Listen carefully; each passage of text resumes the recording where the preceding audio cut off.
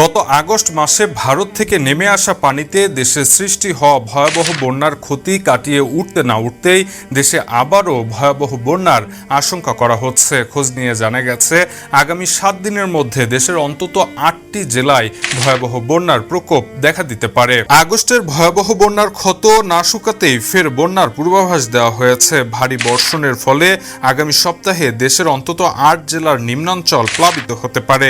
বৃহস্পতিবার 12 সেপ্টেম্বর বন্যা পূর্বাভাস ও সতর্কীকরণ কেন্দ্র এই তথ্য জানিয়েছে। এতে বলা হয়, আবহাওয়া সংস্থাসমূহের পূর্বাভাস অনুযায়ী দেশ এবং উজানে ভারী বৃষ্টিপাতের প্রবণতার প্রেক্ষিতে আগামী 3 দিন চট্টগ্রাম বিভাগের নদীসমূহের পানি সমতল দ্রুত বৃদ্ধি পেতে পারে এবং চট্টগ্রাম, কক্সবাজার, বান্দরবান, খাগড়াছড়ি, ফেনী, কুমিল্লা, নোয়াখালী, লক্ষ্মীপুর জেলার কতিপয় নিম্নাঞ্চল বন্যায় প্লাবিত হতে পারে।